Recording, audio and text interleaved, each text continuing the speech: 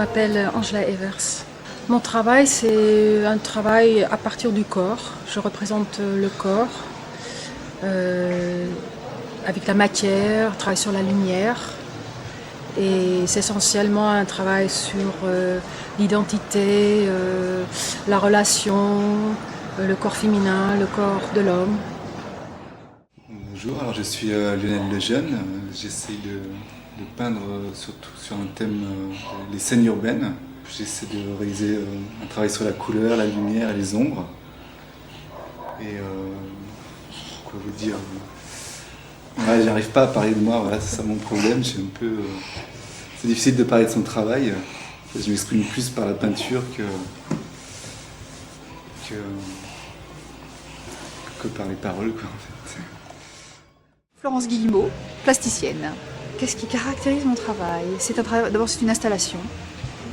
C'est un travail d'installation et de photos, et de mise en parallèle entre les photos et l'installation. Et c'est un travail aussi à partir d'un objet. Voilà. Donc il y a une mise en scène. Voilà. Ce qui caractérise, c'est peut-être voilà, la mise en scène d'un objet. À partir de cet objet, oui, j'ai voulu parler de l'esthétique du banal. Voilà, l'esthétique du banal et du quotidien.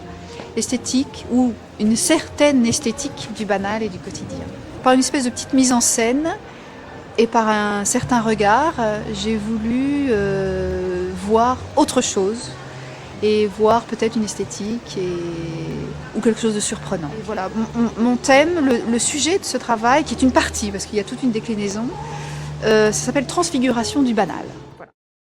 Alors je m'appelle Philippe Claus, je viens de Belgique et le travail s'étend surtout sur les questions du parcours d'homme d'une manière générale, sur quoi on se pose pour faire nos choix et pour continuer à se parcourir le plus loin possible par rapport à ça. Bien, le travail qui est ici présenté ici à Avignon, c'est en fait la plastique d'un monologue que j'ai écrit il y a 1 an et demi, plus ou moins, qui parle beaucoup des légendes qu'on peut se faire à soi-même et des parcours de chacun. Un peintre arrive dans un décor fait d'une rive et d'arbres d'or, puis il installe son chevalet dans les pétales de bleu bleuet. La brise est douce et la rivière accueille la mousse sur sa civière. Un asphodèle, heureux comme tout, qu'une hirondelle frôle son cou. Dans le plein cintre du champ de vision, fait signe au peintre, belle éclosion. La couleur glisse, le tableau page, feu d'artifice de toutes parts. Les rouges en place renforcent les verts, rien ne tracasse le ciel désert, où seul peut-être, si cela regarde, ce bois de hêtre, couleur moutarde, dame nature se fait pied dans une peinture privilégiée. La ressemblance devient si forte que toute nuance non plus d'escorte. Oui, la rivière. En fait, au départ, je m'intéressais à l'ombre et la lumière. Et comme, tu vois, je pense que... c'est mon parti pris qu'un spectateur, quand il va être dans un musée, il s'attend forcément à voir quelque chose. Donc, je voulais un peu jouer sur ça, quoi. Sur le fait que notre société, on est tellement conditionné par les images. On a toute la journée, tu vois, autour de nous, qu'après, on voit plus rien, quoi. Et donc, ce qui m'amuse un peu, c'est que le spectateur, il peut passer devant sans la voir, ou passer complètement à côté de mon boulot, quoi, tu vois. Ou alors, s'il prend le temps et la curiosité, il peut y voir plein de choses aussi, quoi, tu vois.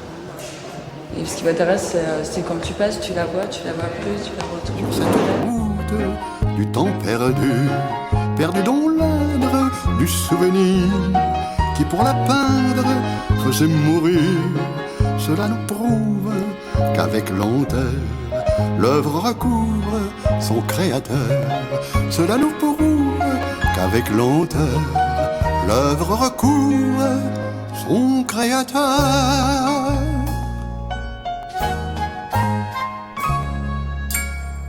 Une œuvre d'art invisible aussi, ça me fait un peu rire.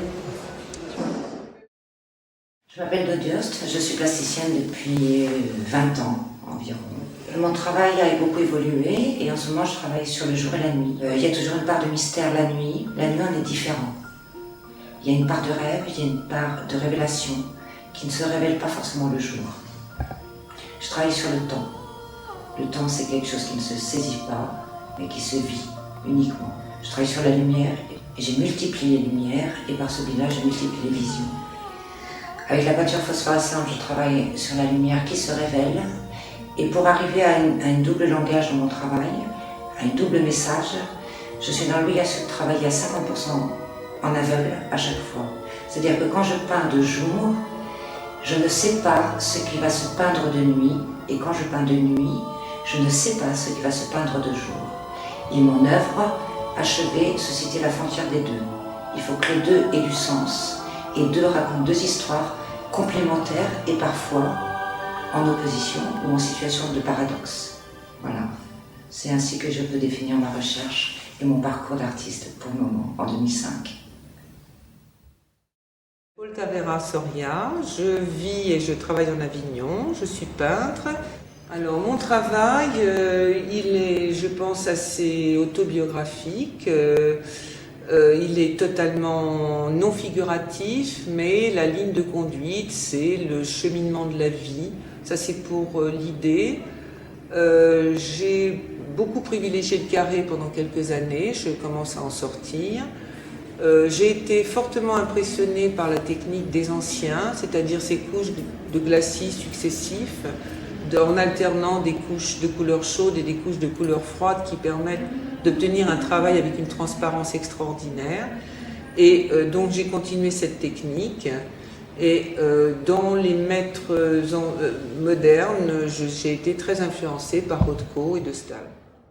Agnès Bockel, j'ai été contactée pour le parcours de l'art cette année. Je l'avais déjà fait il y a 3 ans, en 2002.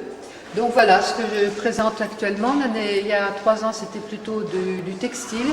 Et maintenant, c'est de la peinture acrylique et c'est surtout, je recherche des matières. Alors j'ai vécu longtemps en Côte d'Ivoire et c'est beaucoup de souvenirs de là-bas. Je commence mon travail par des photos, un transfert de photos que je colle sur la toile blanche, je l'efface, je l'use pour faire genre fresque si on peut dire.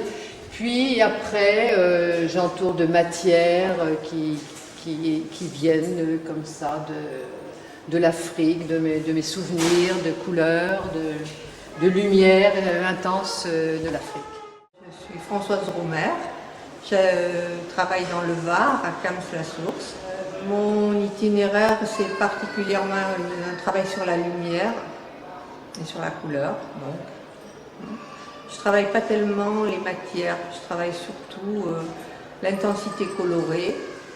Et le démarrage de mes toiles, c'est toujours un départ de dessin, parce que je dessine beaucoup en noir et blanc. Et j'utilise ces dessins pour me servir de base de construction de ma peinture. Mon but, c'est non pas de donner une image qui soit une représentation, mais donner une image dans laquelle celui qui regarde puisse entrer et trouver son univers à lui, ou trouver son chemin, son fil conducteur.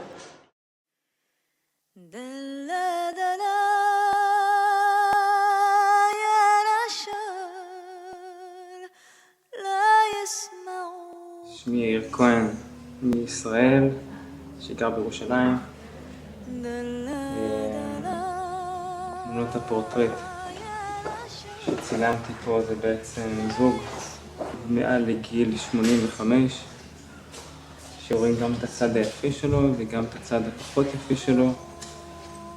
יש בזה גם צילומי תקריב מהצד, שבו רואים את הקמטים ואת הצד הפחות יפה של הזקנה ואת הצד היפה והאמיתי של חלק מהזקנה שלנו, שכל אחד בעצם יגיע בסופו של דבר לרגעים האלה שאנחנו לא יכולים בעצם לברוח מהם.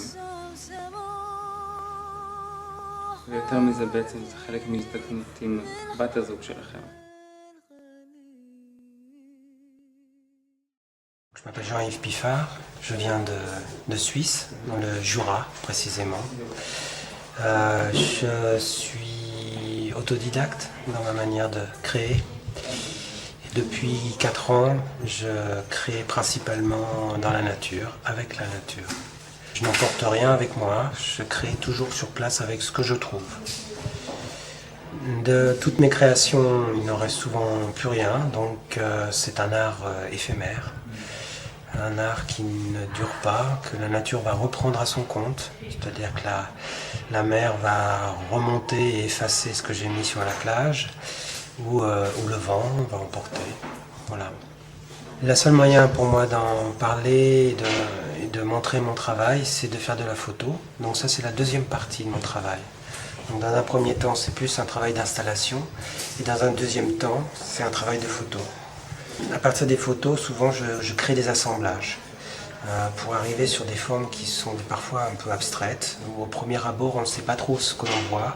C'est simplement après l'imaginaire qui fait le reste et qui va essayer de décoder, de chercher, de trouver la piste.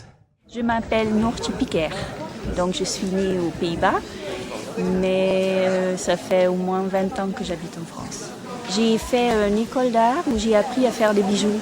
Et donc je pense que dans mon travail, on retrouvera toujours une sorte de petite minus, ça veut dire des choses bien petites, bien faites. Voilà. Pour moi, c'est toujours une sorte de recherche que j'ai fait. Je compare ça toujours à une sorte de recherche parce qu'on a un petit début et après, il faut continuer.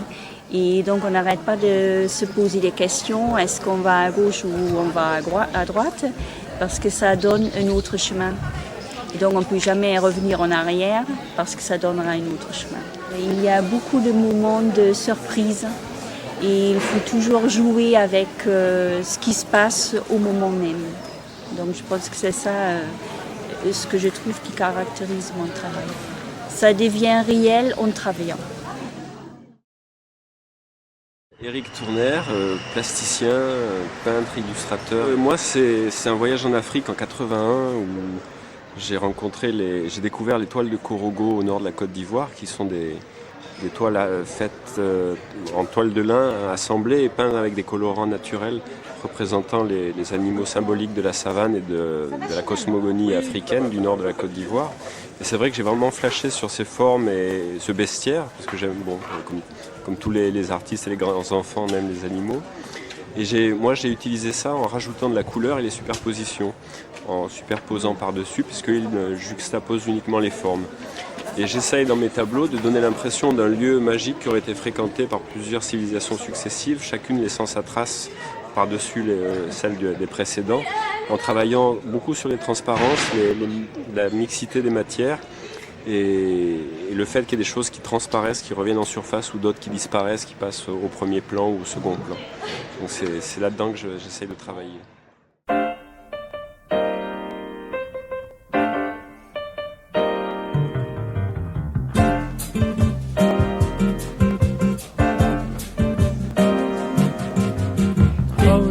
Coisa mais linda, mais cheia de graça, é ela, menina que vem, que passa num doce balanço, caminho do mar. Moça do cor dourado, do sol de Ipanema, o seu balançado é mais que um poema, é a coisa mais linda que eu já vi passar. Ah, porque estou tão sozinho. Ah, porque tudo é tão triste. Ah, beleza que existe. A beleza que não é só minha, que também passa sozinha.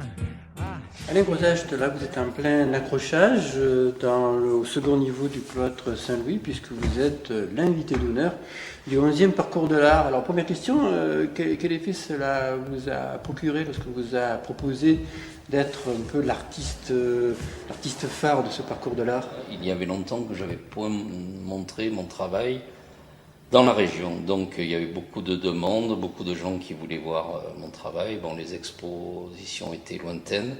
Et là, je me retrouve un peu chez moi. En fait, c'est la façon que j'ai d'avancer dans mon travail. Il y a d'abord, en premier lieu, un voyage